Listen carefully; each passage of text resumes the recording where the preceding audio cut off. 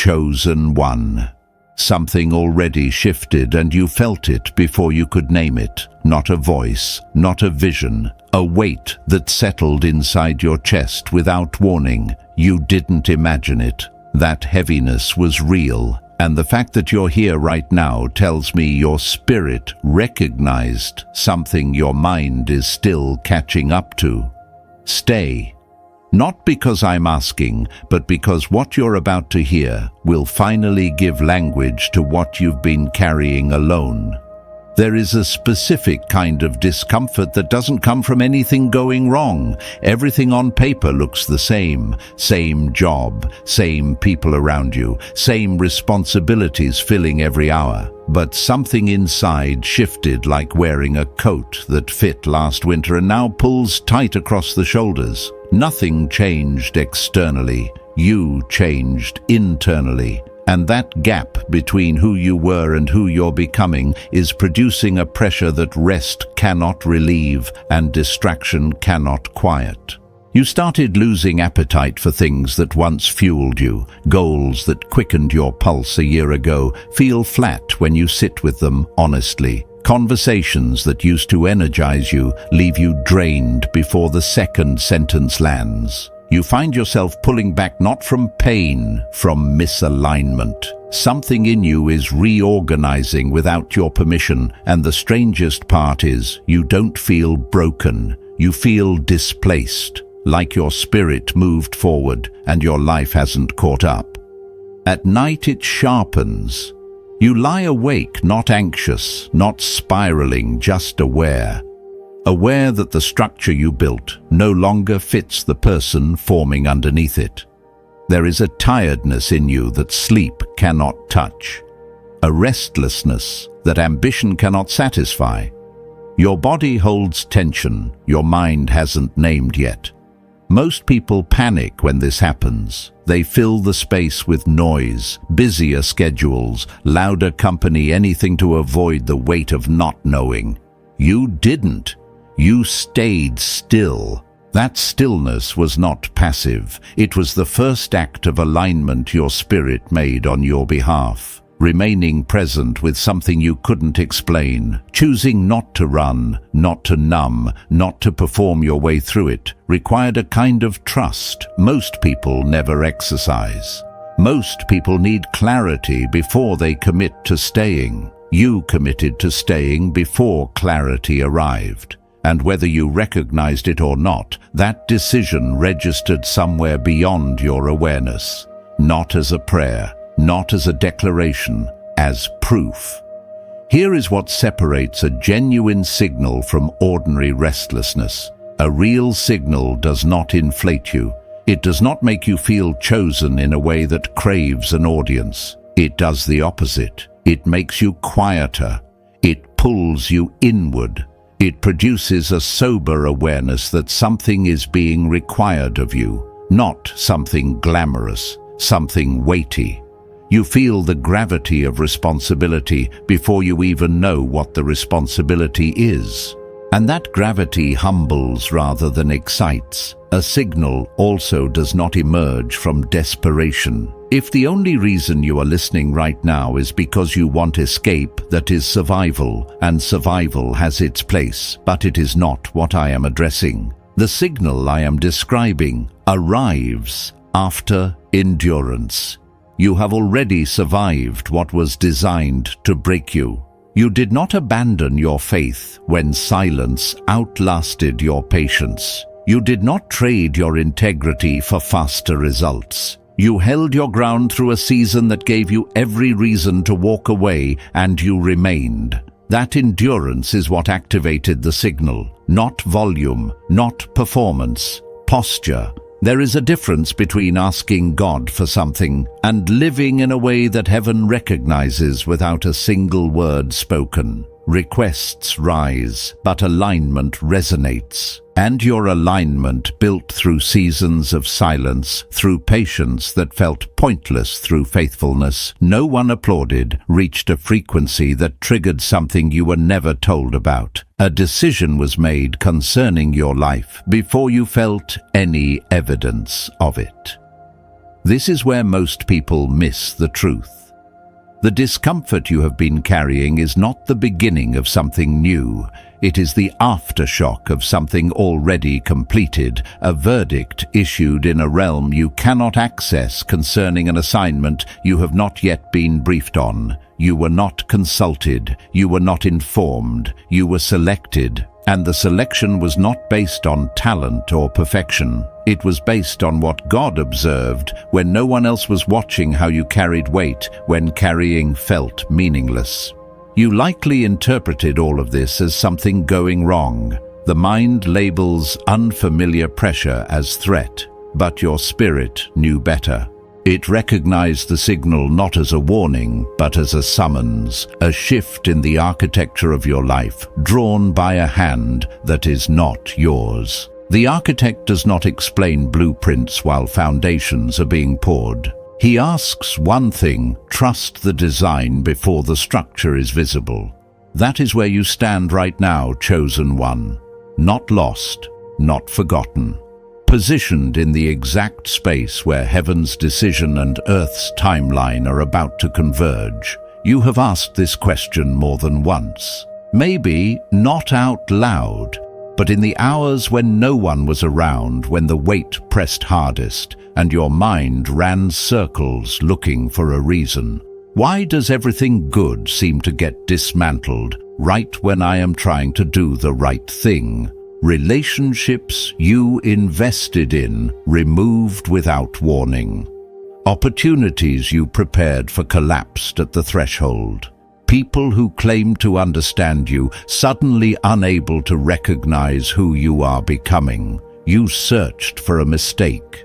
You replayed conversations, decisions, prayers, trying to locate the exact moment you went wrong, but the answer never came. Because you were never the problem. What happened to you was not destruction. It was deconstruction, and those two things feel identical when you're standing in the middle of them. Destruction has no purpose. It leaves rubble and walks away. Deconstruction has a blueprint. It takes apart only what cannot support what is coming next. Every relationship that fell away, every plan that crumbled at the last moment, every door that closed when you were certain it was yours, those were not punishments. They were demolition permits, signed by the architect, who looked at your foundation and said, "This structure is too small for what I am building here." A skilled architect never renovates a cracked foundation by decorating the walls. He strips the building back to the bones, examines what can hold weight, and removes everything that would compromise the new design. That process is violent from the inside. The building does not understand why the walls are coming down. It only knows it is being taken apart. But the architect sees what the building cannot, the finished structure, the load it will carry, the people who will one day stand safely inside it. Your life was not falling apart. It was being restructured by a hand that builds from the foundation up, not the surface down. Think about what was stripped from you in the last 2 years. Not what you chose to release, what was pulled from your grip despite your efforts to hold on. False confidence went first, the kind built on results, on external validation, on being needed. That confidence could not survive the silent season because it was never rooted in anything permanent. Then emotional dependencies were exposed, the people, habits, and comforts you unknowingly leaned on to maintain your sense of peace. When they were removed, you discovered your peace had been outsourced. It had never fully lived inside you. Survival patterns went last. The mechanisms that once protected you, hypervigilance, people pleasing, over-explaining yourself to avoid conflict, those patterns served you in earlier seasons. They kept you alive when you did not yet have the spiritual strength to stand unguarded. But expired armor becomes a cage. The architect removed it, not because it was useless, but because it had completed its purpose and was now restricting what needed to expand. There is a man in Scripture whose story mirrors this process so precisely it deserves your attention. Joseph did not volunteer for a pit. He did not apply for slavery. He did not choose a prison cell after being falsely accused by a woman whose advances he refused. Every chapter of his life looked like evidence that God had forgotten him: betrayal by blood, injustice by authority, silence from heaven when heaven's intervention seemed most reasonable. If Joseph had been given a progress report, every metric would have pointed downward. But here is what the narrative reveals when you pull back far enough to see the full design. Every pit positioned him. Slavery placed him in Potiphar's house, where he learned Egyptian administration. Prison introduced him to Pharaoh's cupbearer, the exact connection that would later bring him before the throne. 13 years of what looked like punishment were actually placement. God did not explain the blueprint to Joseph while he sat in a cell. He asked Joseph to trust the architect while the structure was still invisible. And Joseph's willingness to steward faithfully in a position that made no sense is what qualified him for the position that changed a nation. Now look at your own timeline with that lens.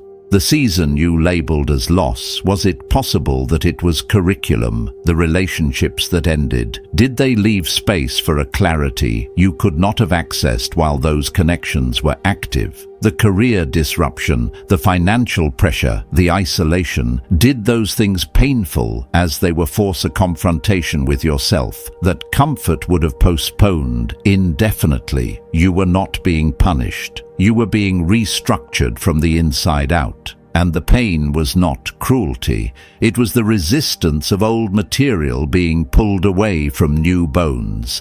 This is the shift that changes everything. You stop asking what went wrong and start asking what was being built. You stop rehearsing loss and begin recognizing curriculum.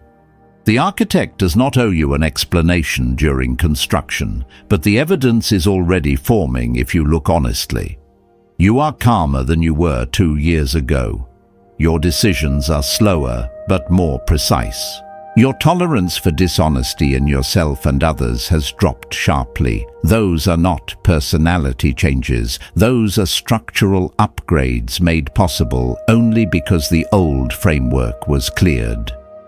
Chosen one. The hardest truth in this season is not that you suffered.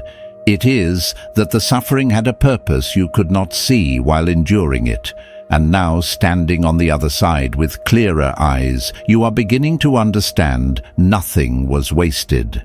Every silent night, every unanswered question, every moment you chose faithfulness over bitterness was a brick laid in a foundation designed to hold weight you have not yet been asked to carry. The architect does not explain demolition to the building. He reveals the design only to those willing to trust the process, and you trusted it before you had any proof it was leading somewhere. That trust is about to become your most valuable currency. Because what the architect builds next requires a resource most people never develop the capacity to wield: silence, not as suffering, but as strategy. There was a season when you told people everything. Your plans, your pain, your prayers offered freely to anyone who seemed willing to listen. You shared because connection felt like safety. Because naming your struggles out loud made them feel more manageable. Because somewhere along the way you learned that vulnerability without a filter was the price of being understood. And in return, you received opinions that muddied your clarity, sympathy, that fed your weakness, and advice from people who had never walked the road you were on. You gave access to your inner world, and the cost was invisible until the account was empty. Then something shifted. A door inside you closed, and you did not open it.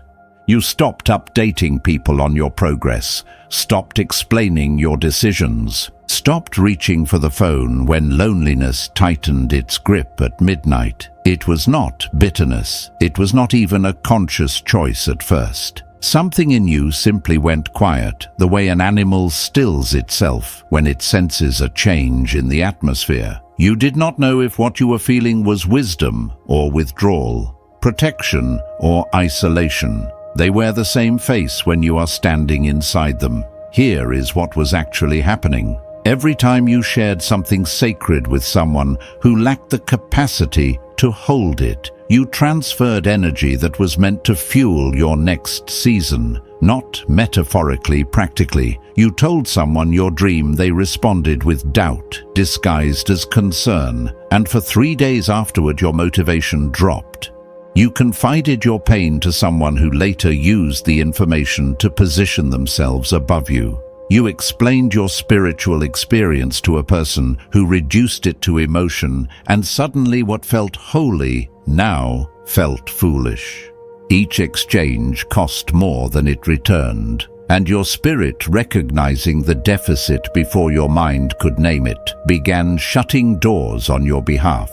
That was not isolation. That was your first act of authority the moment you stopped funding access to your inner world for people who could not afford the cost of holding it. Silence became your reclamation project, not the silence of defeat. The silence of someone who finally understood that words carry weight, and weight must be distributed wisely. Consider this carefully. In the weeks and months after you went quiet, what happened? The noise dropped. Opinions that once clouded your direction faded. You began hearing something underneath the noise, not a voice exactly, but a knowing. A steadiness that had always been there but could never compete with the volume of everyone else's input.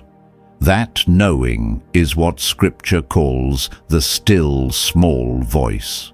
Elijah heard it after the earthquake, after the fire, after the wind, only when everything loud had passed. Silence was the prerequisite, not the punishment. But the silent season taught you more than spiritual hearing. It taught you who actually belongs in your life. When you stop initiating, stop performing, stop being the one who holds every connection together, you discover very quickly who reaches back. Most do not. That revelation stings, but it is one of the most efficient filters the architect uses. He does not remove people by force. He removes them by showing you what happens when you stop carrying the relationship alone. Whoever stays without your effort has earned proximity. Whoever disappears never held the weight they pretended to carry. This is where a specific practice becomes essential. Identify the people and situations you are still feeding with unsolicited information, where you explain yourself without being asked, where you update others on your life out of habit rather than invitation. Pause that. Not with announcement, not with confrontation. Simply stop. Then observe. Within weeks, the landscape of your relationships will reorganize itself without a single difficult conversation. Silence does the sorting that words never could. Now, and this matters, the loneliness that follows is real. It is not something to dismiss or spiritualize away. There are nights in the silent season that feel like abandonment. Moments when you wonder if pulling back was strength or self-destruction. The ache of eating alone, of celebrating milestones with no witness, of holding news that has no one to receive it. That pain is legitimate, but there is a distinction your spirit is learning to make. Being abandoned means no one chose you. Spiritual solitude means you can no longer walk at a pace the people around you are willing to match. One is rejection, the other is the cost of moving first. Even the prophets paid this cost. Elijah, after the greatest victory of his ministry on Mount Carmel, sat alone under a tree and asked God to let him die. Not because he failed, because the weight of seeing clearly in a world that refuses to look is exhausting. And God did not rebuke him. God fed him, let him sleep, then fed him again, before saying another word. Even heaven understood that the silent season requires sustenance, not correction. Chosen one. Your silence was never empty. It was the season God used to teach you the difference between being heard and being understood, between speaking to fill space and speaking because what you carry deserves a room that can hold it. That discernment is now yours, and it will serve you in every room you enter from this point forward. But silence only protects what it contains. Without clear boundaries reinforcing it, silence erodes. And the first boundary, the most critical and the most neglected, is the one inside your own mind. You learned to guard your words. You learned to filter who receives your energy. But there is one voice you have not yet disciplined, and it lives closer than anyone you have ever needed to protect yourself from. It speaks without permission. It arrives loudest in the hours between midnight and dawn, when your defenses are thinnest and your spirit is trying to rest. It says things like, "You are fooling yourself. Nothing has really changed." Look around. Where is the evidence you have heard this voice so many times that you stopped questioning its origin? You assumed it was yours. It is not. What you are hearing is echo, the absorbed residue of every dismissive word spoken over you by people who could not see what God was building. A parent's doubt internalized as truth.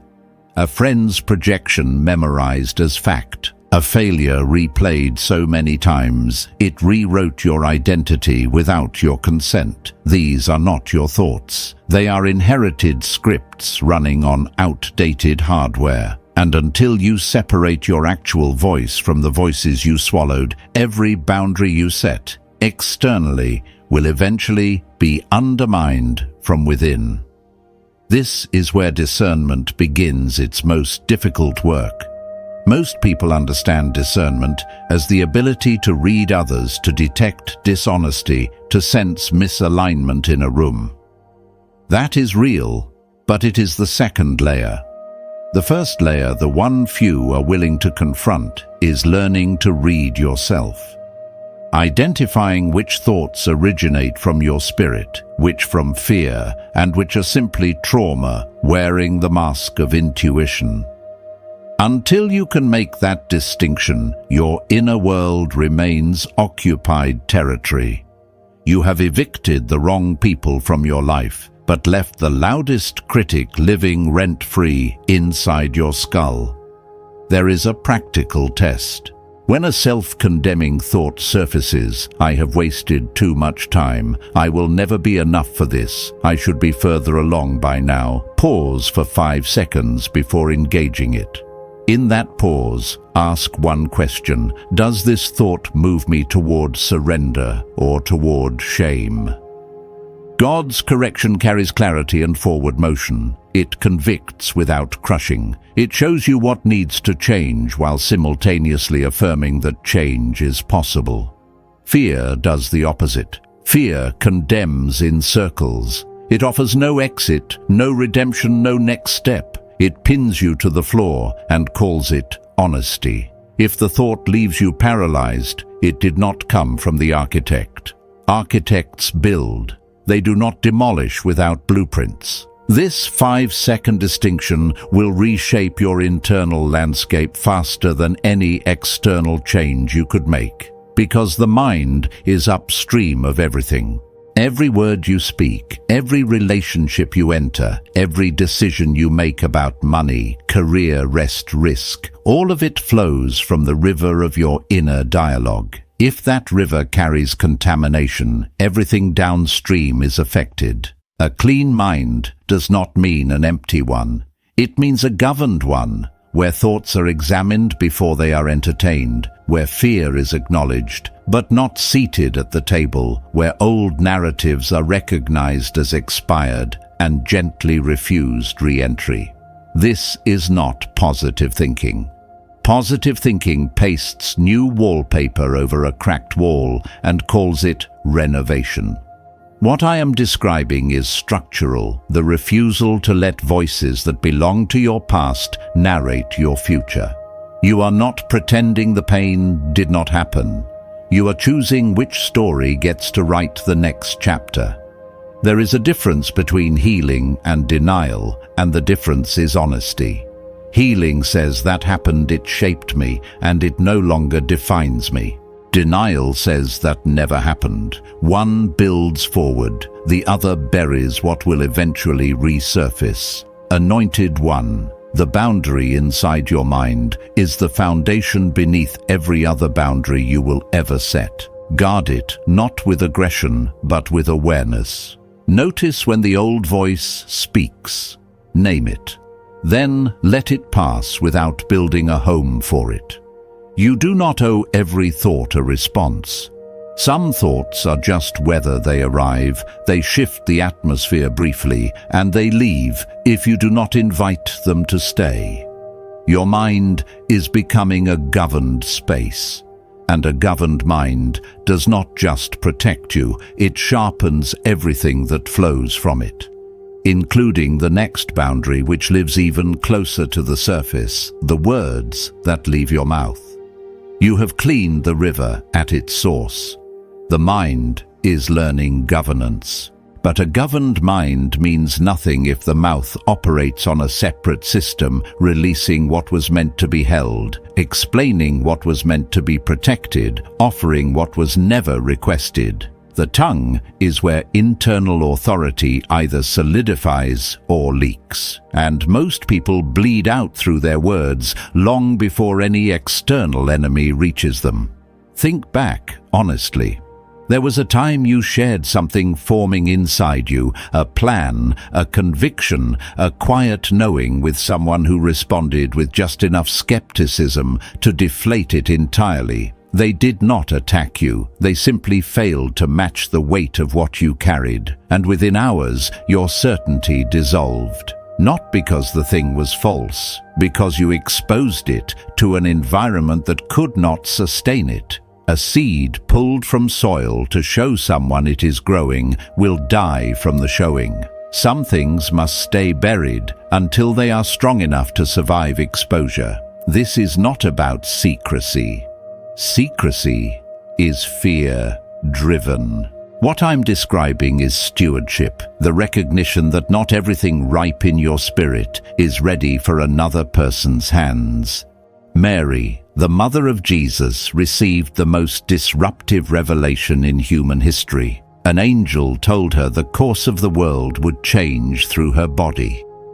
Scripture records her response in 5 words. She kept these things pondering. Not broadcasting, not seeking validation, not posting her prophetic experience for feedback.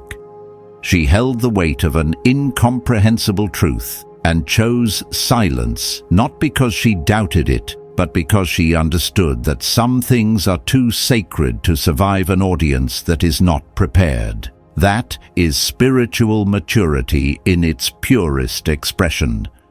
Not having nothing to say but having everything to say, and choosing restraint until the moment the person and the purpose align. You are being trained in the same discipline, and 3 filters will sharpen it. The first filter: does this person need to know, or do I need them to know? Examine the impulse honestly. If you are sharing because their response will make the thing feel more real to you, that is emotional leaking. You are borrowing certainty from someone else because your own supply feels insufficient. But faith that requires external confirmation is faith still dependent on human approval. The architect did not design you to crowdsource your calling. The second filter: would I still say this if there were no response? If silence from the other person would leave you feeling deflated, the words are not information, they are a transaction. You are trading vulnerability for validation, and that trade always costs more than it pays. Speak what is true regardless of reception, or hold it until you can. The third filter is: this formed or still forming ideas in their earliest stages are fragile.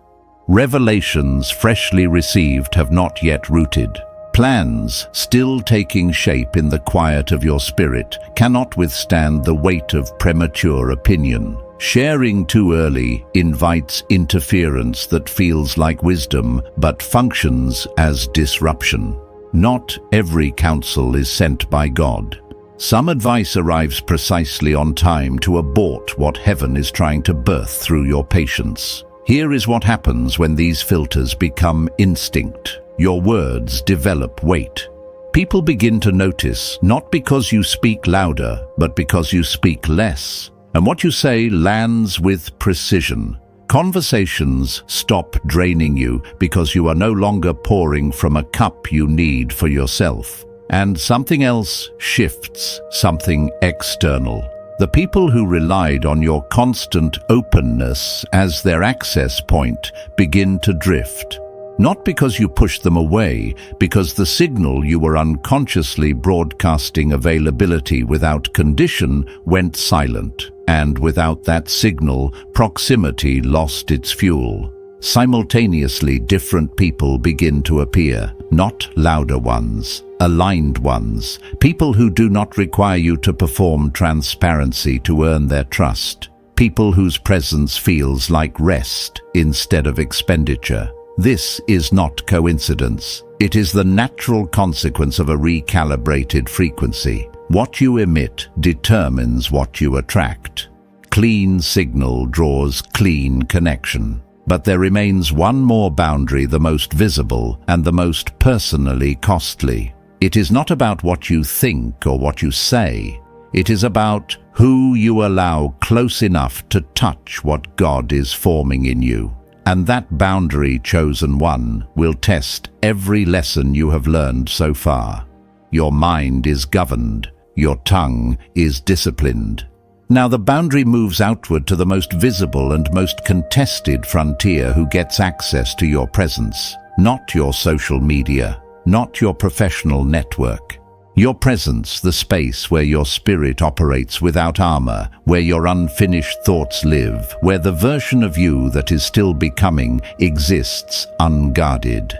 That space has a gate. And for most of your life, that gate has been open to anyone who showed up with familiarity or emotional history, regardless of whether they could be trusted with what lives inside. This is where a difficult truth earns its place. Not everyone who walked with you through the last season is invited into the next one.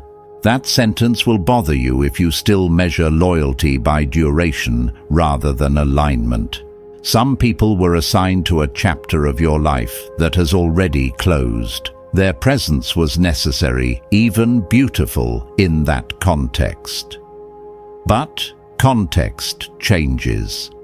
And a person who was medicine in one season can become interference in another, not because they turned harmful, but because the environment God is constructing around you requires a different composition. The guilt you feel when considering distance from someone who once mattered, that guilt is not conviction. It is an old operating system telling you that boundaries are betrayal. But the architect does not build new rooms and fill them with furniture from demolished ones. Some things do not transfer. And your willingness to honor what was without dragging it into what is becoming, that is not cruelty. That is the kind of obedience that looks ruthless from the outside and feels surgical from the inside. Think of the ancient temple. It was not an open building. It had structure, deliberate, layered, and unapologetic. The outer court welcomed everyone. The holy place admitted few. The most holy place received only one and only at the appointed time under specific conditions. That architecture was not arrogance, it was reverence. The deeper you moved into the temple, the greater the weight of what was housed there, and the higher the qualification for entry. Your life carries the same design.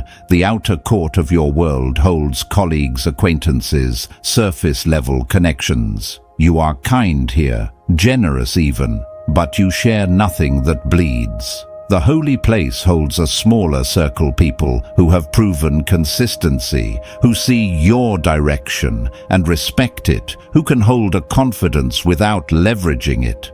They know your trajectory, but not your full interior. And the innermost space, call it what you will, holds perhaps 1 or 2 people on this earth and God. This is where your rawest prayers live, where doubt is spoken without performance, where you are neither strong nor weak, but simply honest.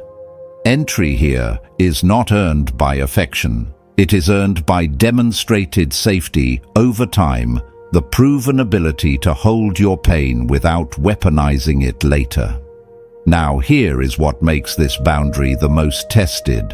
The people who challenge it most aggressively are rarely strangers. They are family members who believe shared blood means unlimited access. Old friends who interpret your evolution as rejection. People who knew the previous version of you and feel entitled to the current one without renegotiating the terms. Their protests sound like love. Sometimes they are love that has not yet learned to respect the new architecture. But love without respect for boundaries is not intimacy. It is occupation. You do not owe anyone an explanation for protecting what God is building. The discomfort others feel when you change is not your responsibility to manage. Your responsibility is alignment, and alignment sometimes looks like silence, where there used to be availability, like absence. Where there used to be accommodation like a closed door, where there used to be a welcome mat. Let them misunderstand. Misunderstanding is temporary. Compromised purpose is not. There is a difference between loneliness at this stage and the loneliness you carried earlier. In the silent season, it was grief, the ache of losing what you once had. Here it is, architecture, the deliberate reduction of noise so that discernment can function at full resolution. Fewer voices, deeper roots, less stimulation, greater clarity. You are not becoming antisocial, you are becoming selective. And selection is the privilege of someone who finally knows what they carry and refuses to spill it on ground that cannot grow what it receives. Chosen one, your mind is clean, your words are measured, and your circle is curated. 3 layers of boundary now stand between what God is building and the interference that once had unrestricted access. And something is beginning to emerge from behind those walls, not louder, not more visible, but undeniably heavier. An authority that does not announce itself, a certainty that does not require agreement. Heaven has a name for what you are becoming, and even the archangels have turned their attention toward it. When Scripture speaks of authority, it does not describe volume. It describes weight, the capacity to remain unmoved when everything surrounding you shifts. Not rigidity, not stubbornness. A settled quality that holds its position the way deep water holds its temperature, regardless of the weather passing above it. That is what has been forming inside you through every boundary you set, every silence you maintained, every thought you governed instead of obeyed. Authority was never given to you in a single moment. It was assembled piece by piece in the seasons you thought were producing nothing. Here is what authority looks like when it matures. In a room full of panic, you are the person whose breathing stays even. Not because you are detached, because your nervous system has been trained through years of endurance to distinguish between what is urgent and what is merely loud. That distinction is rare. And it is the reason people will begin gravitating toward you in ways that feel disproportionate to anything you have done publicly. They are not responding to your words. They are responding to your gravity. Weight attracts. Noise only startles. Translate this into the spaces where your daily life operates. In a professional setting, authority is not the person who dominates conversation. It is the person whose silence makes the room recalibrate. When they speak briefly, precisely, the atmosphere adjusts. That is not charisma. That is spiritual weight expressing itself through practical presence. The same principle holds financially. People driven by anxiety make reactive decisions, chasing opportunities out of scarcity, accepting terms beneath their value because urgency overrides discernment. Authority does the opposite. It waits. It evaluates. It says no to what is merely good because it recognizes what is aligned. And aligned decisions, fewer in number, greater in precision, compound over time into outcomes that frantic effort cannot replicate. This is what drew heaven's attention. Not your ambition, not your declarations, your restraint. You had every justification to retaliate against people who harmed you. You did not. You had every reason to broadcast your progress as vindication. You stayed quiet. You could have leveraged your pain into sympathy, traded your story for attention, converted suffering into social currency. You refused. That refusal, repeated across dozens of invisible moments no one witnessed, is what the Archangels recognized. Not perfection, trustworthiness, the proven ability to hold power without corrupting it. To know something and not weaponize it. To see clearly and not use clarity as a blade.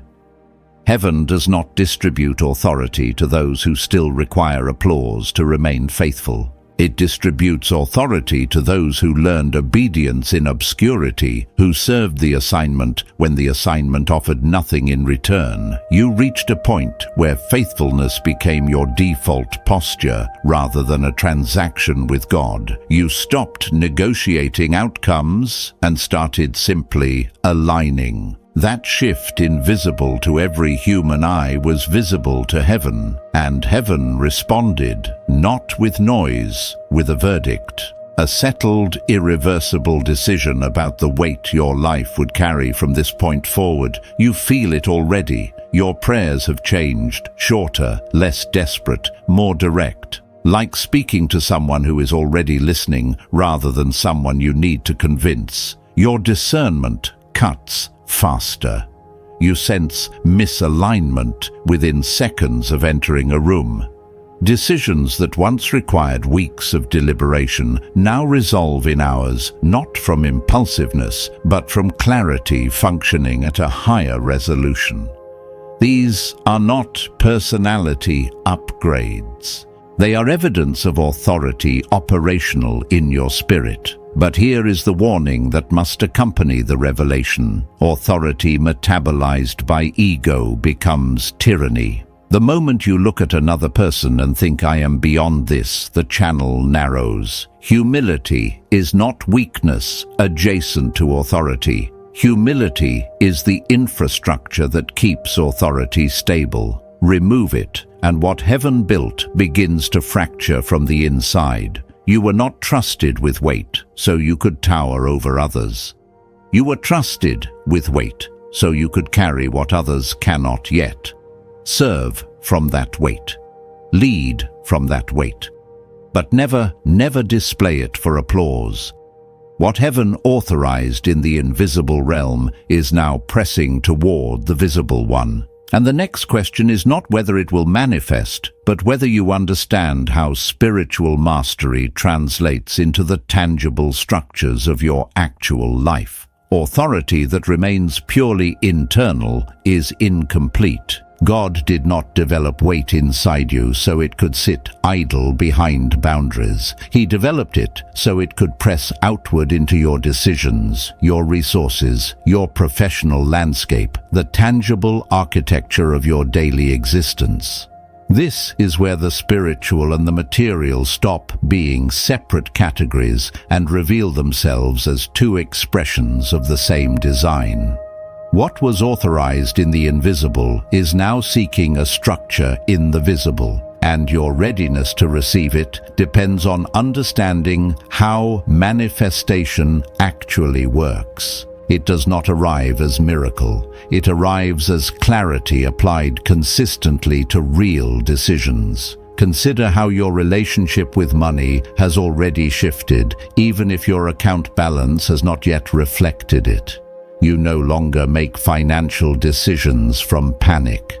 The desperate arithmetic that once governed your spending, saying yes to work that drained you because the alternative was uncertainty, accepting terms beneath your value because scarcity whispered that nothing better was coming, that pattern is breaking. Not because your circumstances improved, because your internal posture changed. And posture determines what you attract, what you tolerate, and what you refuse. A person operating from spiritual authority evaluates opportunity differently than a person operating from survival.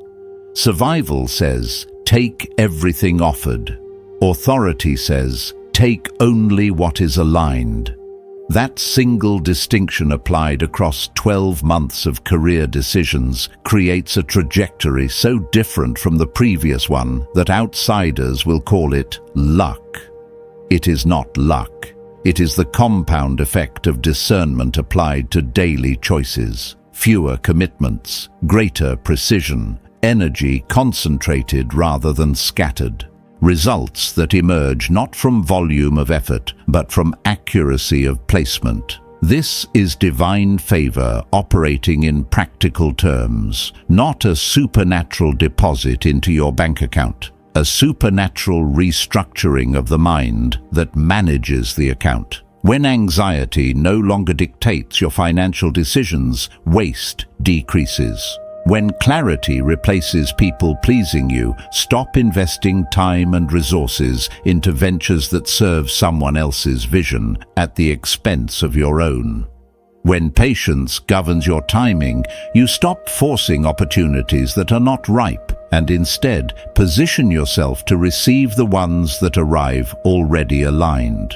The math changes because the mind changed first. Look backward for evidence.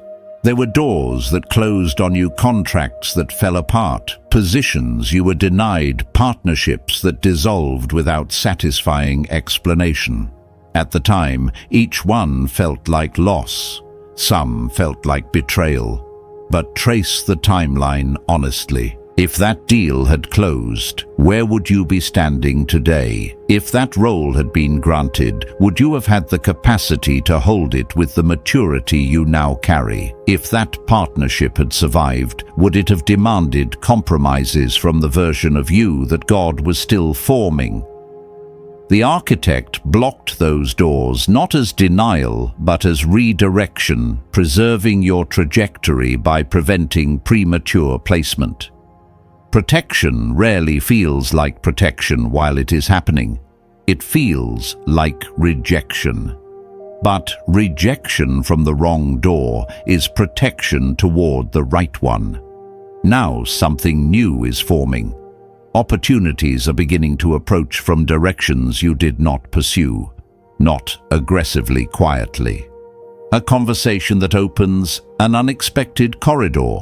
A skill you developed during your hardest season suddenly becoming relevant in a context you never anticipated. A connection that arrives without networking, without performance, without the exhausting machinery of self-promotion. These are not coincidences. They are the first visible evidence of what was authorized months, perhaps years, before you noticed. Manifestation does not announce itself with fireworks. It arrives like dawn, gradually then undeniably. Your responsibility in this phase is precision, not speed. The temptation when things begin to move is to accelerate, to say yes to everything, to fill every opening, to recoup lost time by overcommitting. Resist that. Overcommitment is scarcity wearing the disguise of abundance. The architect did not spend years building your capacity only for you to dilute it across 20 directions when 5 would have been sufficient. Move slowly. Evaluate honestly. Choose what aligns with the design, not what flatters the ego or soothes the fear of missing out. Chosen one. The cup the psalmist described, the one that overflows, was never about excess. It was about a life so precisely aligned with its source that what it received exceeded what it required, not because it chased more, because it was finally positioned to hold what was always intended for it. You are approaching that position. The inner work has built the vessel. The boundaries have secured its walls. Authority has given it weight. What remains is the final act, understanding where that vessel is meant to stand and who it is meant to serve. The architect does not build without placement, and your placement has already been drawn. There is a difference between being ready and being placed. Readiness is internal, the result of everything you have endured, governed, and built across the seasons behind you. Placement is external, the moment the environment around you reorganizes to receive what you have become. You have spent years being prepared. Now the preparation meets its context, and the signs of positioning are already visible if you know where to look. The first sign is unfamiliar doors, not doors you knocked on, not doors you found through networking strategy or self-promotion. Doors that appeared in your peripheral vision, opportunities arriving from directions you did not pursue, through people you did not cultivate in timing you did not orchestrate. This is the architect at work in the external realm. He does not consult your plans. He executes his own, and his positioning often contradicts your expectations because his vantage point includes information your perspective cannot access. The second sign is selective recognition, not fame, not widespread attention. Specific people, often people you have never met, beginning to notice something in you they cannot fully articulate. They describe it differently. Some call it trustworthiness. Others call it steadiness. A few simply say they feel something shift when you are present. They are responding to authority they do not have language for. And their recognition is not flattery, it is confirmation that what was built in secret is becoming visible without your effort. The third sign is clarity about the next step, not the full map, never the full map, but the immediate step has become unmistakable. You know what to do next, not because someone instructed you, because the noise is gone, the mind is governed, and discernment is functioning without interference. That single-step clarity is how God has always guided. Not floodlights illuminating the entire road, a lamp, sufficient for the foot in front of you. Scripture promised exactly this, a lamp unto your feet, not a searchlight unto your horizon. Positioning trusts the next step without demanding sight of the 20th. The fourth sign is a strange peace coexisting with uncertainty. Your circumstances may not yet reflect the fullness of what you sense is coming. Bills still require attention. Relationships still need navigation.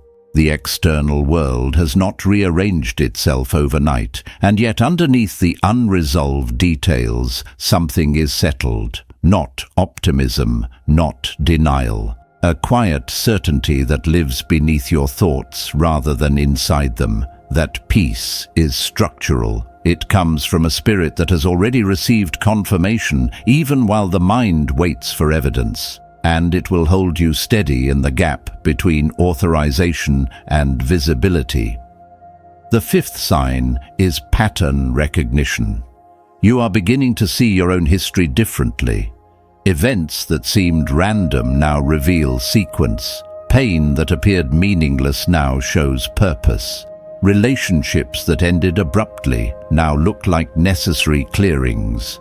You are reading your own timeline the way an architect reads a blueprint, not from inside a single room, but from above the entire structure. That perspective is not nostalgia. It is the first evidence that your assignment is coming into focus. Because assignment lives at the intersection of three things: what you endured, what you naturally carry, and what the world around you urgently needs. Your suffering was curriculum, your survival was qualification, and the specific wisdom you extracted from your hardest seasons is precisely what someone else is waiting to receive. This is positioning in its most biblical form. Joseph did not apply for the role of governor. David did not campaign for the throne. Esther did not lobby for the king's attention. Each was placed through a sequence of events that appeared chaotic from within and purposeful from above. Their assignment found them at the intersection of preparation and divine timing. Yours is operating on the same principle. You are not chasing your position. Your position is being constructed around you, built from the materials of every season you survived and every boundary you held. Anointed One, do not rush this convergence. Positioning is the architect's final adjustment before weight is transferred. Walls are being checked. Load-bearing points are being tested. The people who will stand alongside you in the next season are being vetted by heaven with a thoroughness that human networking cannot replicate. Your assignment does not need your anxiety. It needs your presence, grounded, clear, unhurried. Because what is coming will not require you to become someone new. It will ask you to stand fully in who you already are and carry what that position demands with the same faithfulness you carried silence, with the same restraint you carried authority, with the same trust you carried when the blueprint was invisible, and the only evidence of God's design was the weight inside your chest that refused to leave. You felt the signal when your old life stopped fitting. You discovered the architect behind the demolition. You learned silence as your first weapon, boundaries as your fortress mind, then tongue, then gate. Authority grew in the soil of your restraint, and now you stand in a position you did not chase, one that was constructed while you were being reconstructed. The question that remains is not whether you are ready. The preparation answered that. The question is whether you understand how to carry what has been placed in your hands without losing what was placed in your spirit. Carrying is different from achieving. Achievement is a destination. Carrying is a posture sustained daily, undramatic. It is the way you hold responsibility when no one is evaluating your performance. The way you steward clarity when confusion would be easier. The way you maintain alignment on ordinary Tuesdays when nothing supernatural seems to be happening and obedience feels like routine rather than revelation. The architect did not build you for a single moment of impact. He built you for sustained weight bearing across seasons that will test your endurance differently than the ones behind you. The seasons ahead will not test you with silence. They will test you with noise, more voices wanting access, more opportunities demanding evaluation, more responsibility requiring the discernment you developed when no one was asking anything of you. The quiet season trained your hearing. The active season will test whether you can still hear in a crowd. This is why everything you walked through was essential. Not one season was wasted. The isolation taught you how to locate God's voice without assistance. The boundaries taught you what to protect. The authority taught you how to stand without swaying. Now, those skills move from training ground to active terrain. Here is what you must understand about this transition. The version of you that enters the next season will be tempted in ways the previous version never encountered. Not with the old temptations, those have lost their voltage. With new ones, the temptation to over-explain your journey to people who did not witness it. The temptation to prove that the silent years produced something valuable. The temptation to accelerate beyond the pace God set, because patience feels less necessary now that things are moving. Each of these temptations wears the face of something reasonable, but underneath each one is the same root, the desire to control what was never yours to control. Your assignment is stewardship, not ownership. You carry it, you do not possess it. This distinction will preserve you when success becomes more dangerous than failure ever was. Failure tested your faith. Success will test your character. Failure asked whether you would keep going. Success will ask whether you will keep bowing. And the answer to that question will determine not the size of your influence, but the duration of it. Influence built on humility compounds. Influence built on ego peaks and collapses. The architect designed you for longevity, not spectacle. There is something your spirit needs to hear plainly. God did not choose you because you were complete. He chose you because you were willing to be incomplete in His presence, without pretending otherwise. You brought your doubt, your fatigue, your confusion, and you did not dress them up as faith. You were honest in the dark. And honesty in the dark is worth more to heaven than performance in the light. That willingness to be seen as you actually are, rather than as you wish to appear, is what made you safe for authority. Not your gifting, not your discipline. Your transparency before God, when transparency cost you the comfort of pretending you had it all figured out. Chosen one. May your steps forward carry the steadiness of everything you survived. May the boundaries you built become the architecture others find shelter in.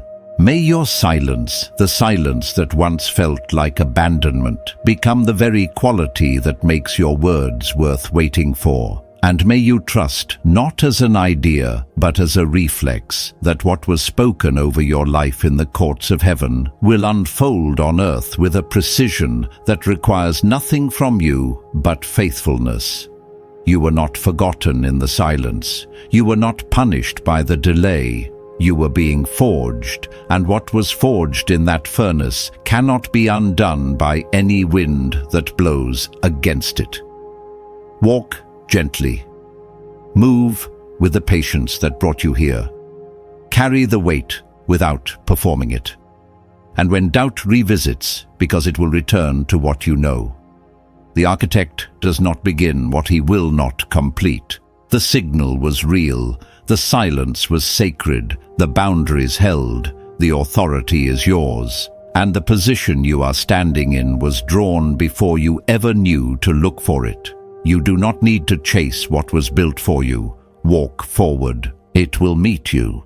If this message arrived at the moment your spirit needed confirmation, that is not algorithm, that is alignment. And if there is someone in your life still carrying the weight of a silent season, still questioning whether the architect remembers their name, let this reach them. Not as content, as a witness. Leave the word aligned as your quiet declaration beneath this message. And if this space has become a place where your spirit recognizes truth, walk with us. Not for notification, for remembrance, so that when the next word arrives, you are already listening.